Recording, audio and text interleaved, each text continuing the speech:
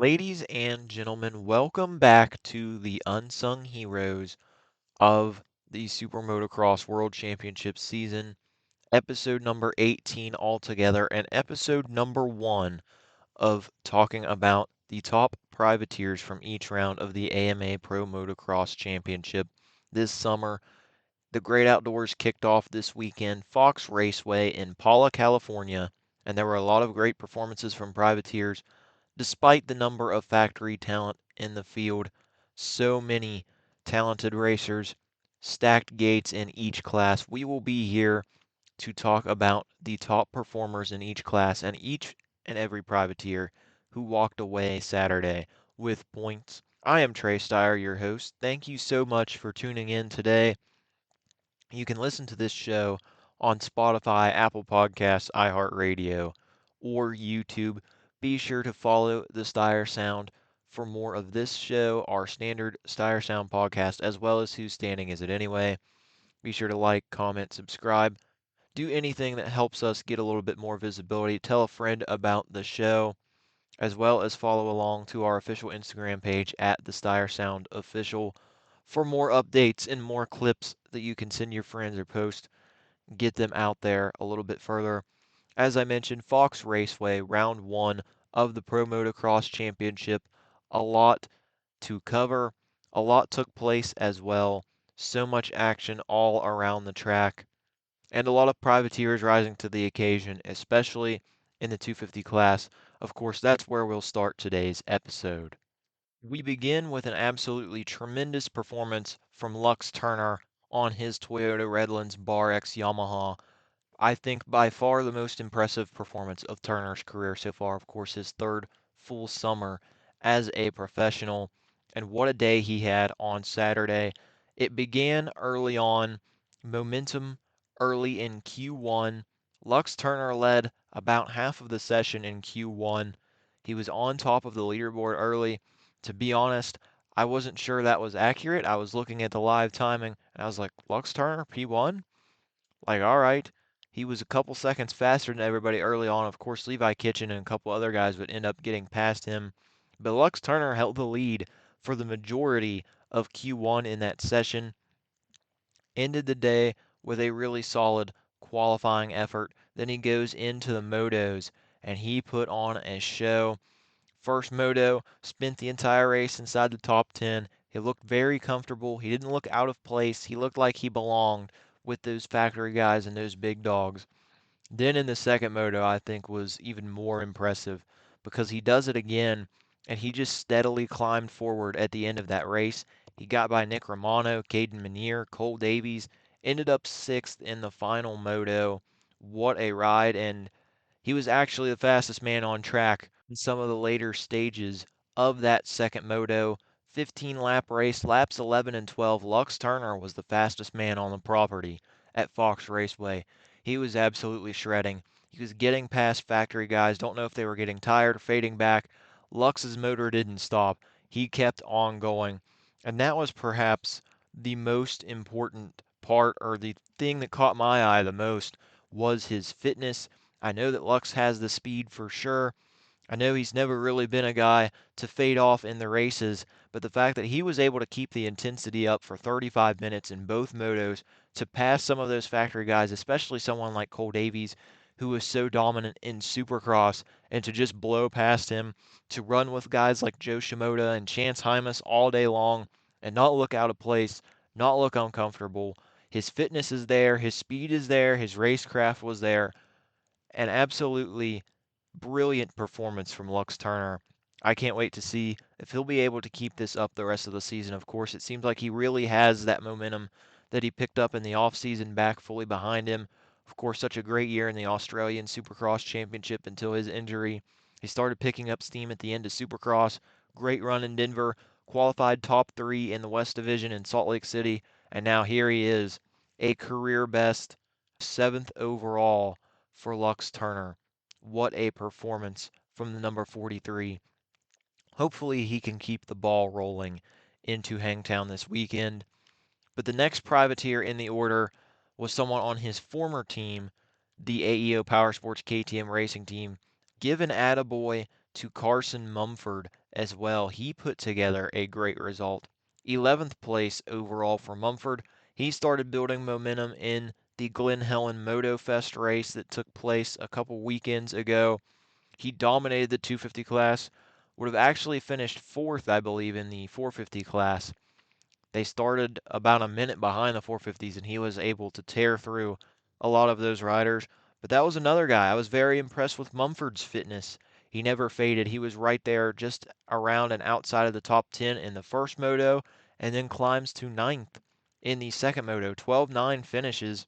He gained 5 spots in the second half of Moto 2 as well. And of course, Carson, a California kid, Simi Valley, Hangtown going to be another home state race for him. A great start to the season. Supercross was a little bit up and down, some injuries, some illness here and there, some flashes of speed, but I think this was Carson's best performance so far since joining that AEO team, 11th overall.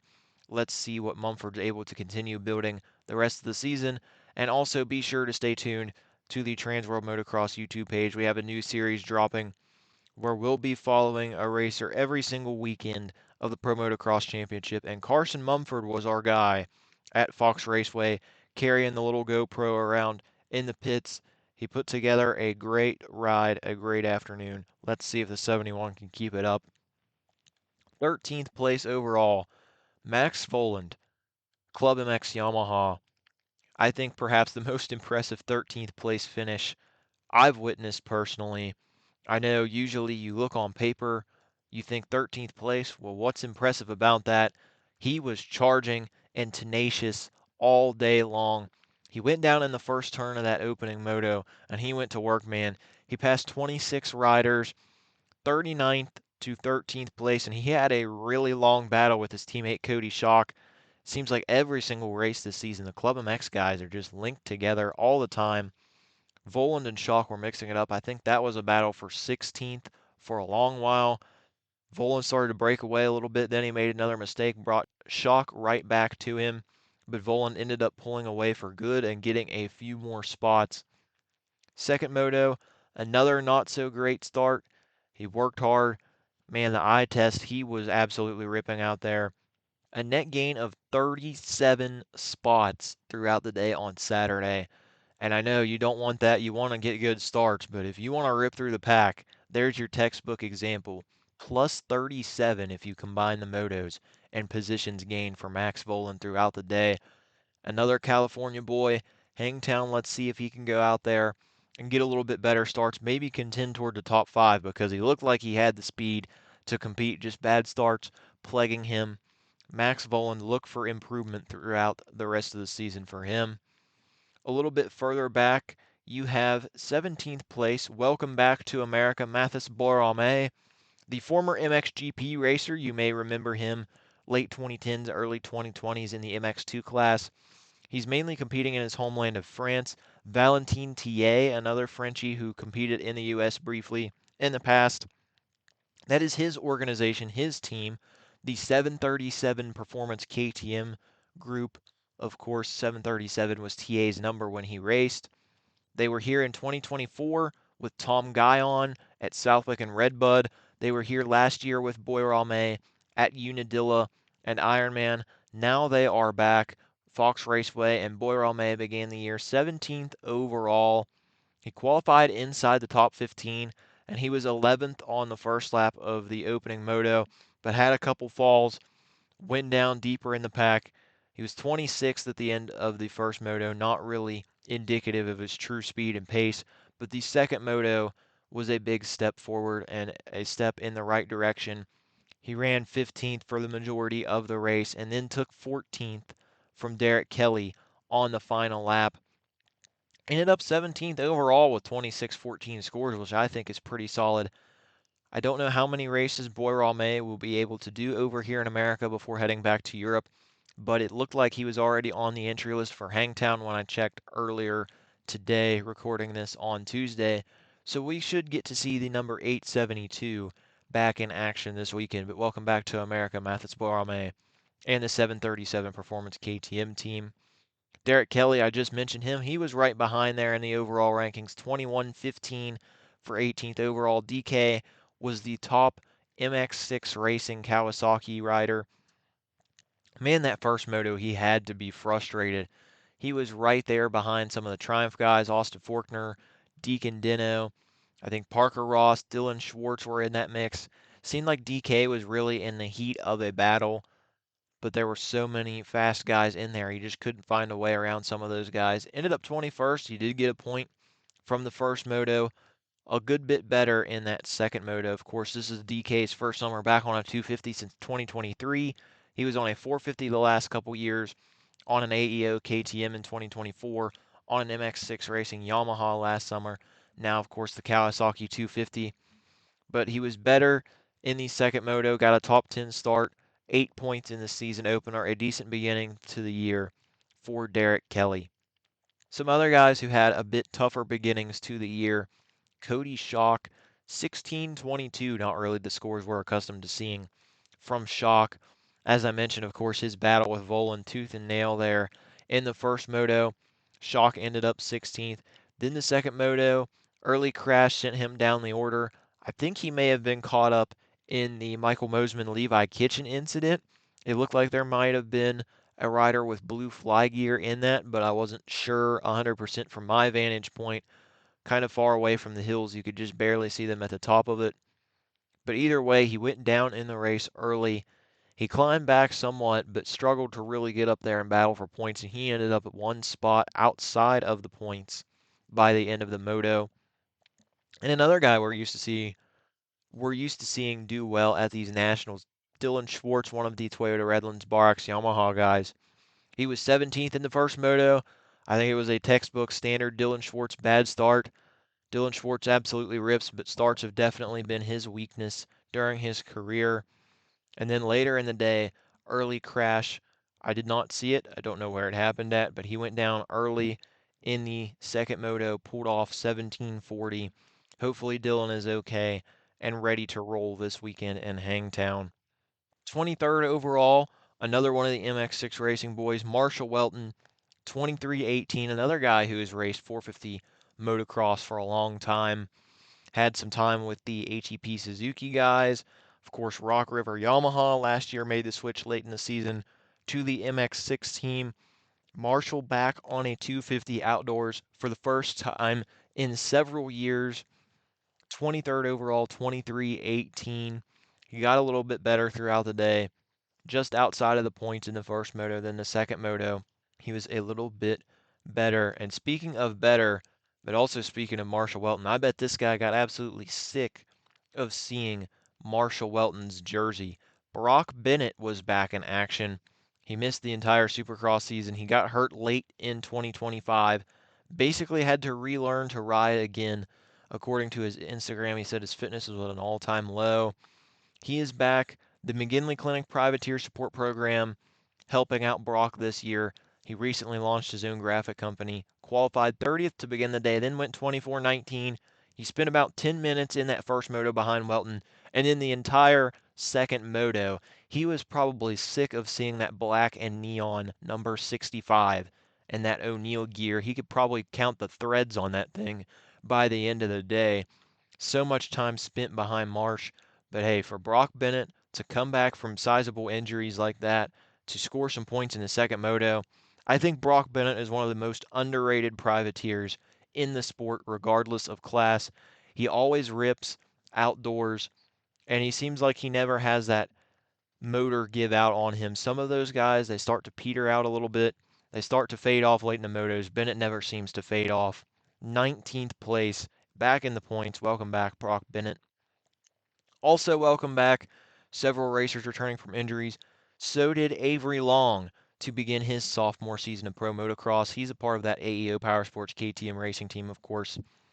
Avery broke his foot during the second half of Supercross. It was one of the East-West Showdown rounds. I believe Birmingham, where he got injured. Of course, he missed several races there. He returned after some rehab. He scored a 20th in the first moto to get a couple points, but struggled in the second moto, 25th place.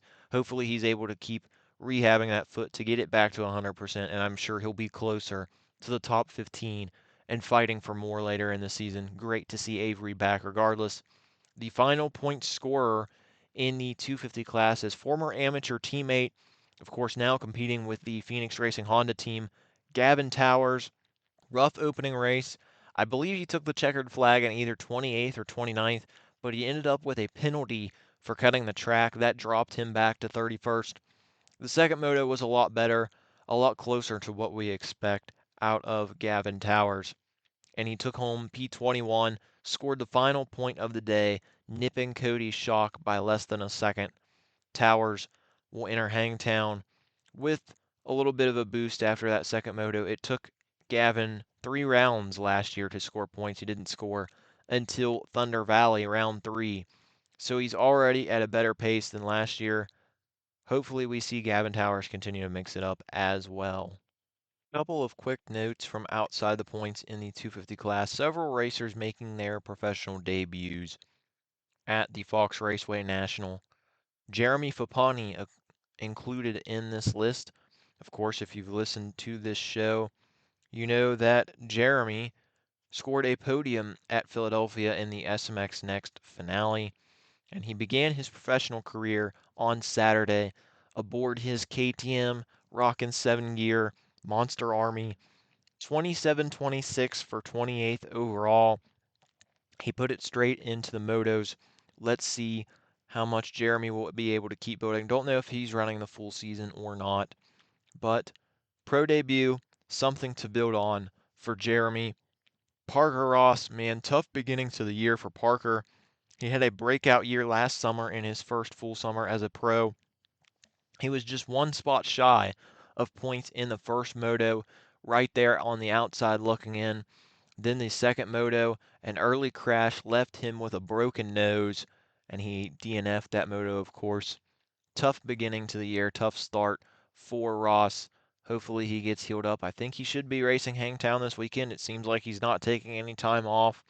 But either way, not the ideal start to the season for sure. Hopefully Ross will be able to fully recover and get back swinging and fighting for top 10s, top 15s, because I know he is definitely capable of that.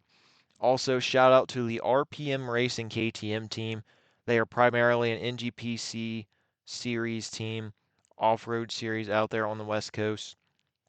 Mason Simmons, we talked to him last year. He was their 450 rider. He wasn't able to score points this year. Went down early in one of the motos, struggled to work his way through the pack in the other. And in the 250 class, you had Cole Zeller, who was an alternate for the 250 motos. He was 6th in the consolation race, but a couple guys missed the start. So Zeller gets in. I believe he was 30th or 31st in that last moto. Also, Noah Gordon was attempting to qualify as well. He did not make the cut, but I saw Gordon on the entry list for Hangtown. So let's see if he can make things better this weekend, put things into motos. Either way, cool to see some of these off-road guys try their hand at pro motocross. Of course, Dante Oliveira, a factory guy in the 450 class racing, he scored points in both motos. Not really a surprise with how talented Dante is on the motorcycle. Moving into the 450 class now, only 6 privateers scored points in that class. And of course, standard as usual, Quadlock Honda leading the way. Christian Craig was the best of the non-factory racers, 11-11 for 10th overall. Very consistent day for Craig. He wasn't quite on the level of some of those top 10 guys up front, but he was also a good bit better than some of those factory guys in the field. He was solidly ahead of several factory guys throughout the day. Craig was really steady, didn't jump off the page speed-wise, but man, he was right there all day long. A nice haul of points to begin the day and a nice building block. Of course, Craig didn't compete last summer. You had a Supercross only deal, so he was back in the mix on Saturday.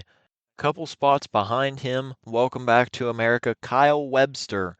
Of course, the defending Australian motocross 450 champion. Webster has been in America a couple times a year the last couple years. He's back for Fox Raceway on that Quadlock Honda machine, number 76 this year for Kyle. Got off to a great start, but fell on the first full lap in the opening moto. That dropped him several spots, but he was still able to pick some guys off and get back to 16th, scoring his first 6 points of the year. Then the second moto was much better. Definitely what we're used to seeing out of Webster a little bit more. 12th place behind his teammate, one spot there. Webster, don't know how many races he'll run. I believe he'll be back at Hangtown this weekend as well, but I'm sure he might be coming over a couple different times this season. Kyle Webster, always pretty quick as well. Never sleep on Webster.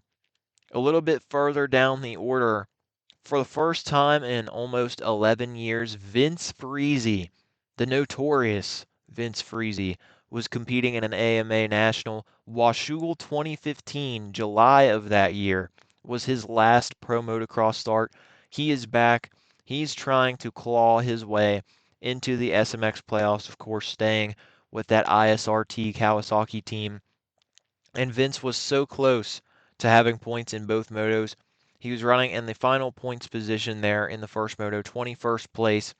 Unfortunately, he had a wild crash through the mechanics area. I saw a clip of him describing it to the folks over at Swap Moto Live for the How Was Your Weekend show, and Vince caught a rock, I believe, and ended up flying off his machine. He tried to ride a wheelie down the start straight, didn't work, flew off his bike, limped home in 24th. I could tell he was rolling around that last lap. You knew something happened to him, but where I was at, I couldn't see the mechanics area or the first part of the lap. Vince said that he was contemplating even lining up for the second moto. He thought he might just pull off early on, but he got a pretty good start, a top 15 start. He was battling guys like Justin Barsha, Colt Nichols early, and he kept going, kept pushing. 18th place in the second moto, a very impressive effort considering he was banged up and considering this was his first national in 11 years in America. I think it was a pretty solid start to things, getting points in the afternoon. Let's see how much Vince is able to improve over the rest of the year. He didn't really miss a beat after being out of pro motocross action for so long. 22nd overall was Grant Harlan, of course, aboard the KMR Champion Tool Storage KTM machine number 62. No full KMR presence. Of course, they are traditionally a Supercross only team. Kevin Moran's the team owner, traditionally runs 2 to 3 nationals every summer. Fox Raceway was not one of those. So Grant Harlan, under an easy up just beside the PRMX tent, they were helping him out with a couple of things this weekend. But Grant, points in both motos, not the result he wanted, I don't believe, but 21-19 scoring in both motos is a nice way to start the year with so much talent in the field. He called his day hard fought, and he wants to improve before Hangtown, of course. Grant is a guy who's usually pretty steady outdoors. I think he'll be able to make some ground this year, and he's looked solid on that KTM all season long so far. Both ISRT guys were in points this weekend. Cornelius Tondell beginning his first full summer in America, of course. The Norwegian, he came over last year for a few rounds with the JWR Honda team when he was still full-time in MXGP. Now he will be racing the full AMA Pro Motocross season, number 417. Tondell got points in the first moto at 18th. He was running 19th in Moto 2. He started slipping back. Don't know if he had a crash. I did not see it if he did, but he slipped back to 26th. Regardless, Tondell, a majority of these tracks he will be going to for the first time as a racer, so learning things on the fly. Of course, a lot less time to get acclimated to the tracks compared to what he's used to for MXGP. But Cornelius, very talented, very quick. He should be in that fight for points all season long. And I think it was a good day for the ISRT team. Max Miller getting closer to returning from injury as well, so we should have a full tent for that organization pretty soon. Things are trending up for Bubba Pauly's operation. Then in 24th overall, your final point scorer in the 450 class, it was Mitchell Harrison, Money Mitch, aboard the Partzilla Rocket Blaster Power PRMX Kawasaki machine. 22:20 for 24th overall. He said he felt great on the bike, but just needed some more in terms of luck, in terms of results. He went down in the first corner in that first moto, made a valiant comeback, just one spot shy of points there in the first moto. Also a big weekend for Mitchell because he and wife Maddie announced that they are expecting their first child. Congratulations to the Harrisons.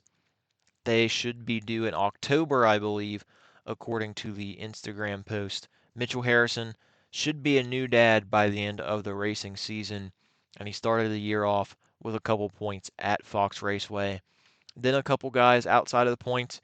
His two teammates, a trio of Partzilla PRMX Kawasaki's out there in the 450 class, and both of his teammates were making their 450 debut.